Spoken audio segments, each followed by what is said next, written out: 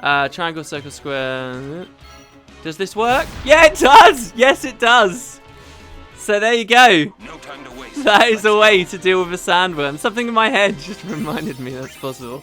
So yeah, Auron's pretty much a boss. Actually, if you set his overdrive mode to not be the default one, like a scrub, which is what I've had him on, whenever he damages an enemy, he'll charge that pretty quick too. That's pretty awesome. I never told you guys too, but I stole from one of those wolves, got a rare steel a second ago, and got a silver hourglass. I believe a silver hourglass, let's sort automatically.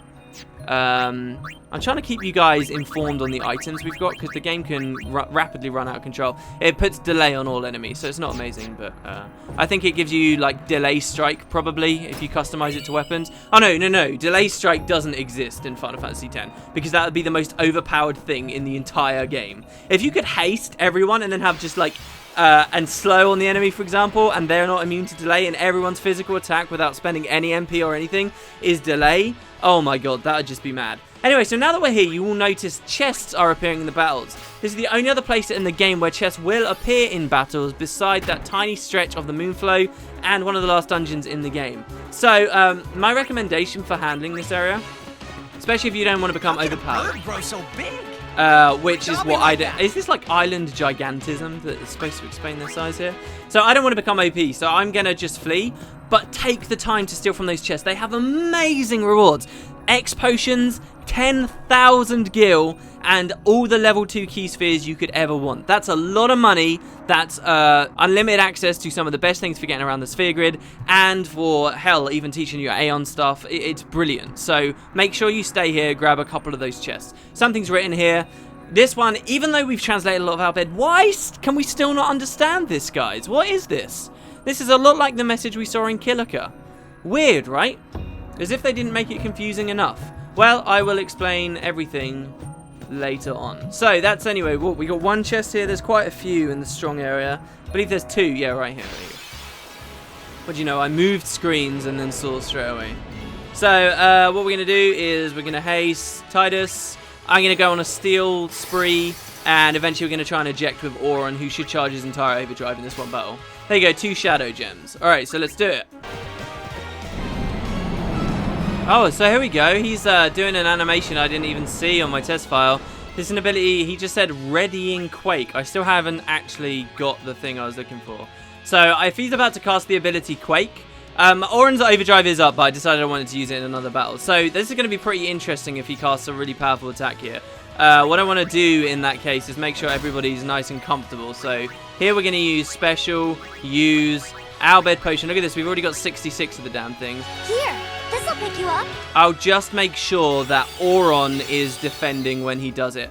Quake is basically earth magic that you never really get to cast in Final Fantasy X. Pretty fantastic looking ability, right? Didn't manage to do that. Wasn't that impressive though. So, do you know what? I'm just going to run from this enemy now. You win, Sandworm. I don't want to banish you. I didn't steal anything from you. I'll be right back. I did get 2 overdrives from Titus though, so that's pretty nice. Wow, okay, all that delay. Sorry guys. Okay, we're back. We're going to open these 2 chests now. Here we go. I've got like such a good plan of where I want to be in the story when I finish this recording session. Those of you who have played the game before will probably know where I'm talking about. Oh, hold on, no, I must be wrong, because I just got 10,000 gil and a level 2 key sphere from these chests. I must have read my guide wrong. They must, maybe they appear both in the overworld and in the battle chests as well. Don't forget, one of the main reasons we're here, look, double chests, very nice. Everyone's a bit more talkative here, actually. Sort of flies in the face of what I was praising the game for before. When things are looking kind of bleak, people stop talking so much. Jeez. I mean, friggin', we seem to have lost Yuna right now. At least Riku's leading us somewhere, right? So here's another chest. It's just X potions galore. That's all I got on my test file as well. But you cannot complain with an X potion. What can I say? We'll flee from this guy. Live and let live. And yeah, remember what we're here for? We're here for an Bhed primer. In theory, we could have pushed through here very quickly. Kamari again. Become a bit of a heal bot. There we go. Alright, and the Bhed primer isn't up there, which is the exit, I believe. There you go. It's in this ruin here. Just sitting down on the floor like so. And so, I'm sort of led to believe... Is this the same as when we were on the Mihen High Road? where we found Machina ruins and there are Albed primers there. That just means that the Albed have been here salvaging, and we know that the Albed have a presence on this island. Or does it mean that these ruins themselves are Albed ruins? The Yevonites did something bad to the Albed before, apparently, right? So, all right, so here we go. We got a sign that says "Forward to home." I believe that's not what it says. It says something to home. Anyway, keep going to home. We're not too far now, guys, and I'm happy to say we haven't missed any chests at all. They introduced something new in this area of the Sanubia Sands. We're in the west now. Here's another sign. It says danger, strong fiend in something in the vicinity. One thing I never talked to you guys, and it says the writing below is faded. 20% off all travel agency goods. Looks like an old advertisement. So one thing I never told you guys about, you know that sign before where it said strong fiends to the left, weak fiends to the right? That sign would have you believe that it says something in Albed, right? But if you translate it physically, you know, like we translated the writing on Wacker's wall, it's actually just complete gibberish, which really isn't very common for Final Fantasy X, but it's true, it's just gibberish, that's all it is. So here is something really cool in this area of the desert that we can't deal with yet. There's a new type of Machina as well. It's been I'm surprised it's been so long before we've seen one of these. Steel to inflict terminal malfunction. You get an Albed potion from those guys. That's pretty cool. They're big, they're dangerous, but they can be stolen from just like any other. A bit of a weird design there. But yeah, we'll steal from this one as well. So yeah, we're about to look at something very interesting in the desert to do with the Cactuars. But we can't do anything there for a long time. A protect targe. There's no way. Is that auto protect? That'd be crazy. It's SOS protect. Not great. Okay, so if we come up here, check it out. In that chasm is a big sandstorm with a load of cactuses, right? Cactuses. I can't believe I just said that. Cacti. There's also a stone here, which we can interact with, that says there's a valley beyond the sandstorm. There's a picture of a fiend on the stone here. That fiend is the Cactuar. So this is a part of a big mini game. It's funny, in the HD remake, you can see on the right-hand side of the screen, there's like a really ugly clip where the world just ends and then it goes to the skybox. But that's a big mini game involved with powering up one of Riku's final weapon. Well, sorry, Riku's only final weapon. Still there, 3 smoke bombs, and then we'll bail. I won't go so easy on you next and right now we can't do anything, and it's a shame because as far as 10 is concerned, that's a really cool looking area with multiple camera angles and entrances, but you only ever go in there once really on a standard playthrough of the game. If we try right now, it says the sandstorm blocks your path, and we can't go any further. So that's something set up for later. We're getting a lot of equipment from here. Alright, that's one thing. The other thing they introduce are these swirling pits here, and you can see some chests, but as you approach them, they will sink into the bottom of those pits. Another sandworm.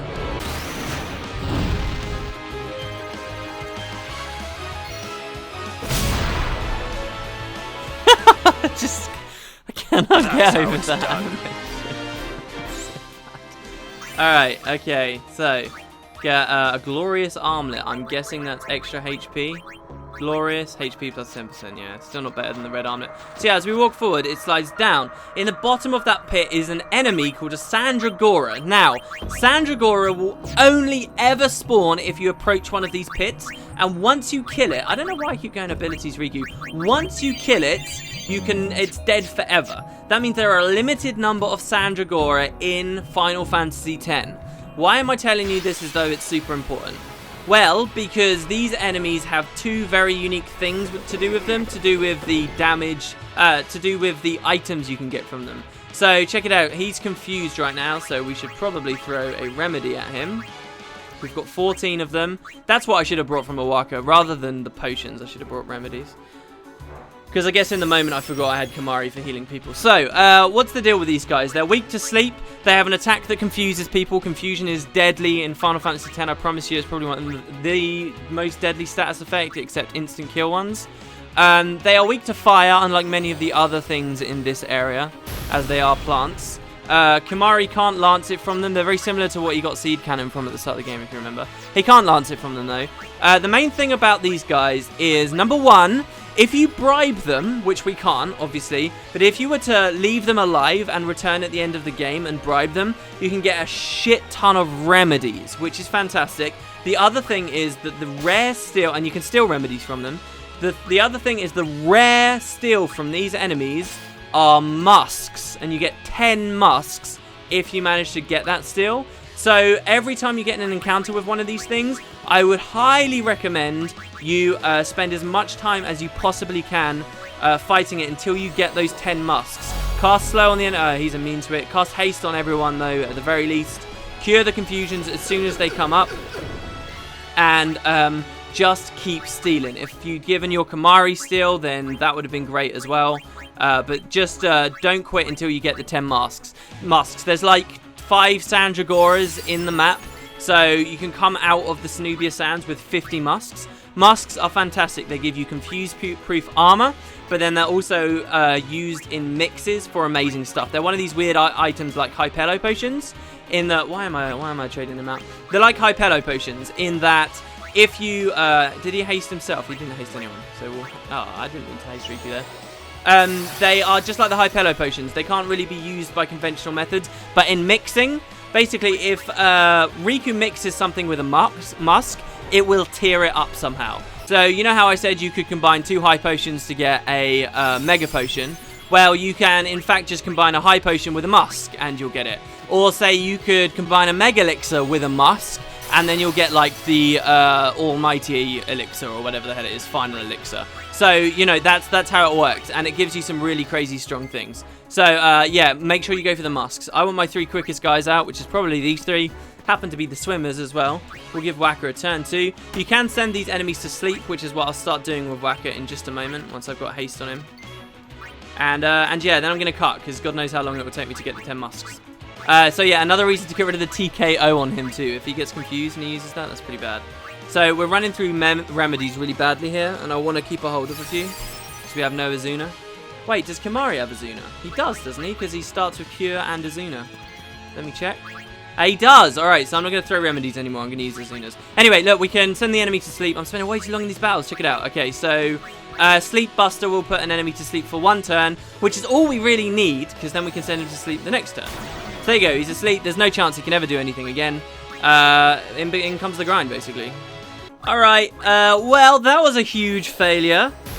Spent a long time here trying to steal musks from that guy. Now, because of the way that steal works as a mechanic, you get the first steal, and then it halves your chance for the next, and then it halves, and then it halves, and then it halves. And because every time you steal, you only have like a 1 in 8 chance of actually getting the rare steal, it meant I got to the point where Riku was only stealing like once every 30 attempts. And 1 out of every 30, it just wasn't going to happen anymore. So I decided to go for the kill there. You guys might, if you really want the musks, just decide to say, right, I'll try 5 steals. If I don't get it in 5, then I will soft reset and run back up from that save sphere that's just nearby. Anyway, so that's what happened with mine there. I don't regret it too badly, though, because a lot of my characters got turns and built overdrive modes and stuff. But yeah, so we get 3 mega elixirs from that. That's pretty nice. And there's plenty more Sandragoras we can go about. Maybe one thing you'd like to do is leave them, though, and return to them again at the end of the game. I'm probably not going to do that. I don't care about the musks that much. There's just a chest here with nothing there at all. And this has a Mercury crest in it. So, another one of the crests. Look at this, though. We're making good and quite a collection here. Moon, Mars, Venus, and Mercury. Interesting. So, once we've collected that, I thought that was better defended, actually. I thought that had like a special Sandragora in front of it, but apparently not. So once you've got that, we're almost done with the deserts. Now, I want to tell you guys like a little story about one of the most like biggest things about my experience with this game. When I was younger, you guys might have had this with your own PS2 discs, but my PS2 disc ended up breaking. I had like 2 disastrous things with this game. Number one, I had, on my very first playthrough ever, I got really far, like hundreds of hours, not thousands of hours, hundreds of hours into a playthrough, and built my guys to be like really, really jacked up. And right towards the end of the game, I'd been arguing, we were like kids, I'd been arguing with my younger brother about who wanted to play on the PS2. And so when I was in the middle of saving after like trying to get as many minutes as I could, you know, like a fool, eventually he got really angry that I hadn't, you know, turned it over. And in the middle of the save, turned the power off. This corrupted my file and like completely destroyed my motivation to play FFX, right? That was what happened the first time I played through the game. The second time, when I was still quite young, my disc ended up getting kind of scratched, and when it came to this part of the story, I had, oh, Kamari's out of MP, that's pretty interesting. I had like a bug that I couldn't get around. And what it would do would completely freeze my game as I finished this leg of the story. And that like devastated me. Actually, do you know what? That could have been the first time I'd played through the game. It was really bad. I couldn't get through. I used to sit for hours and hours and hours waiting for a cutscene to load that never in the end did load. It was very, very sad times. And I remember being miserable and sat here in the desert forever. And just that feeling of continuing playing the game, I spent a long time in this desert. I knew these maps incredibly well. I knew the music incredibly well, the backgrounds incredibly well. And it was all because I knew I could never go any further. This was like the end of the game for me. And again, that halted me for a very, very long time with this game. Alright, so we're done with that. Let's bring Riku out. It occurred to me that Riku can obviously throw items and hit him just fine. So we've stolen a lot of smoke bombs while we've been here. She should really be stealing chocobo feathers and wings. But look, that's a really reliable way of killing those guys. Not quite an overkill, but I'm pretty happy with it anyway. 8,000. Oh, the sphere levels. The sphere levels, this is crazy. I don't want to be OP. So, over here you will find another Sandragora and the exits to the region. I think I've just missed 2 chests, though, which should be down here on the right of the Valley of the Cactuars. Which should just be over here. Now, here's another exit to the valley. Now, this exit here, you'd like never use in the game. This camera angle... it's just not worth, but you're basically never going to see it, so enjoy that. Most players wouldn't. And down here, apparently, along the right side, there are 2 chests. Probably in Sandragora pits. Oh, there you go. There's one. Let's go for 10 more musks. I'll cut the battle, but if I get them, I'll let you guys know. There you go. Musk times 10. Do you know what your other option might be, too? If you flee from a Sandragora... you won't get any experience or AP, but will it still be there? Yes, it will. So if you want a ton of musks, this is the way you want to do it. You want to just keep fleeing, and then that resets the encounter, and you can start stealing again. That's fantastic. Okay, cool. Do you know what? I think I might do this. So I will see you guys in a bit when we've got the originally planned 50 musks. I might even go further. It depends. Oh, I don't know why I fled there. Amazing. Hello, everybody. I'm back. This recording has been going on for 1 hour and 36 minutes, and I just got crazy head rush. There is literally no reason for me to steal from these enemies anymore because, check it out, well, I may have to go to Mix to show you, but we have got, where is it, 99 musks, and we have 99 remedies, so we got a hell of a lot of stuff. There's no need to steal at all. I'm actually going to get rid of Riku here. That took me a long time. I've been recording for 1 hour and 40 minutes. And actually, I'm going to keep Riku up just because she's quick. And she hasn't really had much opportunity to like attack and stuff. So she hasn't really earned any overdrive modes. We're rolling in modes at the moment just because people have learned all this cool stuff. So Waka has learned a new mode named Tactician, which charges his overdrive when he uses... so he's got no MP right now. That's going to be a problem. Alright, we'll have to throw an ether on him. Which charges his overdrive when he uses status abilities. And the reason... have I ran out of ethers? No, I haven't. It's right there. What am I talking about? So yeah, and he learned that because I've spent so long using sleep attack. But I definitely did find the best way to get those musks if you want to do the same thing as me. And trust me, you won't regret it later in the story if you do choose to do this. The best way to do it is to just run in, get an encounter, run back out. Run in, get an encounter, run back out. And just keep doing it that way. That's all you have to do. Just you steal once, flee. Steal once, flee. That's how I did it. It's 1 in 8, and in general, you will eventually get them. Most of the time I spent with this, well, it was just trial and error, right? So don't feel... you'll probably get them much quicker than me.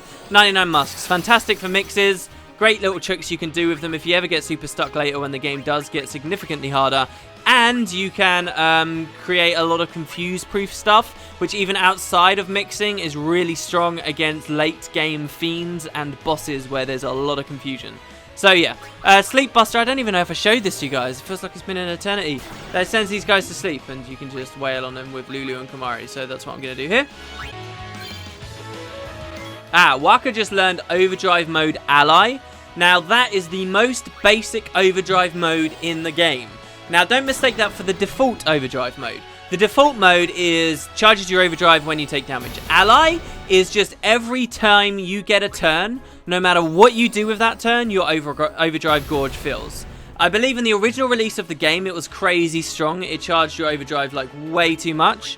And so it's been reined in here. It's about 4%, can be boosted with gear later.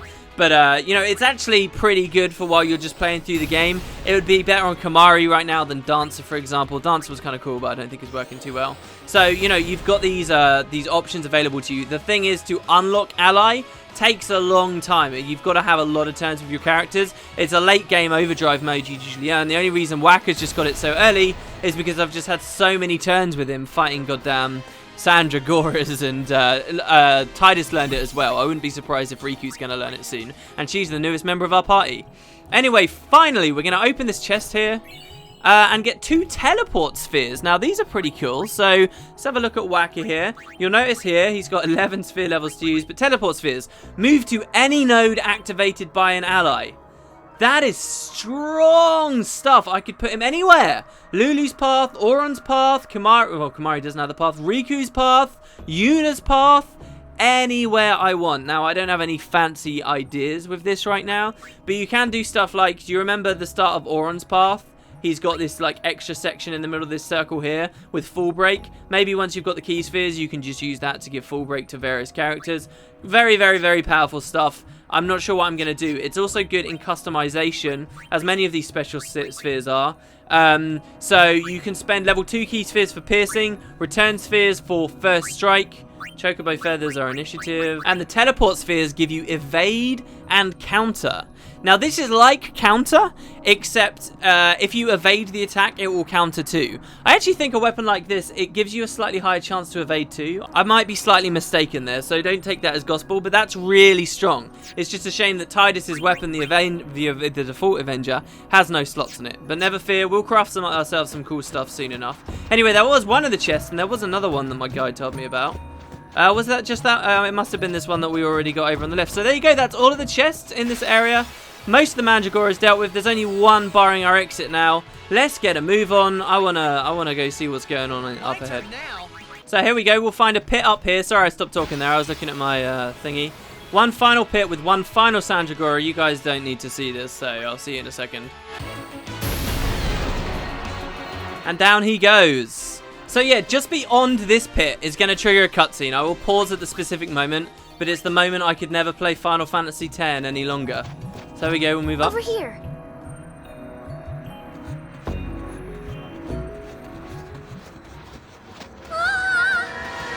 Riku!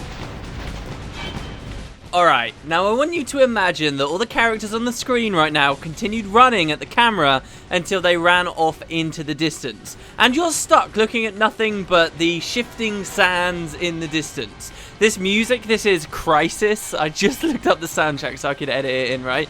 This music, Crisis, just keeps playing. The idea that there's some big, dangerous event is going to be happening soon, and it's stuck here forevermore. I used to sit for hours and hours and hours on this screen, try those old tricks where you take your CD out of the PS2 and try and, you know, manually spin it and put it back in, see if it would work, and it never really did. I believe the thing that gave me most hope was once it did sort of work, literally the next cut is to a CGI cutscene, so whatever was wrong with my disc clearly wasn't this CGI thing, and I remember once I got it to actually play the cutscene, and then the screen immediately after the cutscene, it crashed and froze again. It was particularly sad for me because I knew we were coming into such a good part of the game ahead, and there was just that idea, if I could just get through this cutscene, there'd be another save sphere there, and that would be it. It would be over. I could continue and do basically some of the best bits of Final Fantasy X. But no, you won't believe how much this is burned into my memory, just this scene here. It's funny because on the HD remake, the cut happens so quickly, the characters don't even have time to run off the screen fully. That's how fast it loads now. But yeah, really big part of my history of this game. Hopefully you guys had a taste.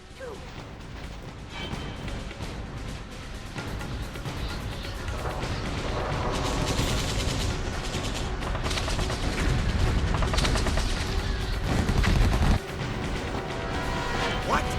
Yuna's down there. Of all the places. Let's go.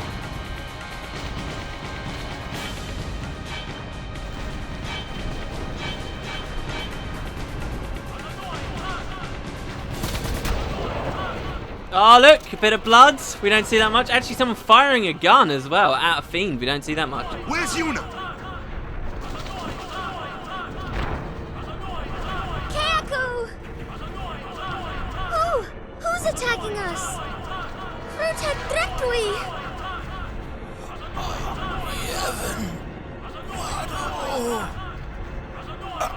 Kaku? Kaku! A war between Yevon and the Al Bhed?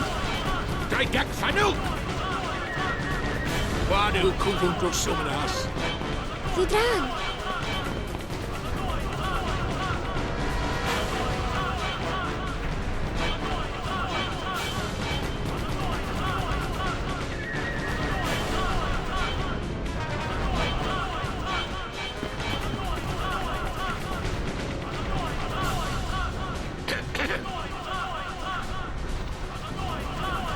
You Riku's friends? Well, just don't stand there. Come on! Let's go kick those Guado out of our home!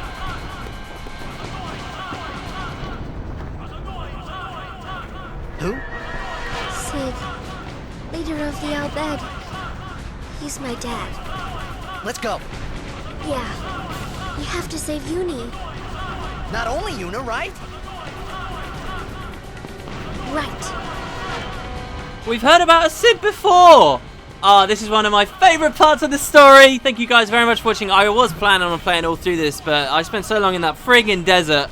I'm scared my computer's going to crap out on me. So I guess I'll see you next time. I hope you enjoyed. And yeah, we're going to be running around in Al Bhed's home. Really interesting place. Got some cool stuff to talk to you guys about. But I have to see you there. Thanks very much. I'll see you next time.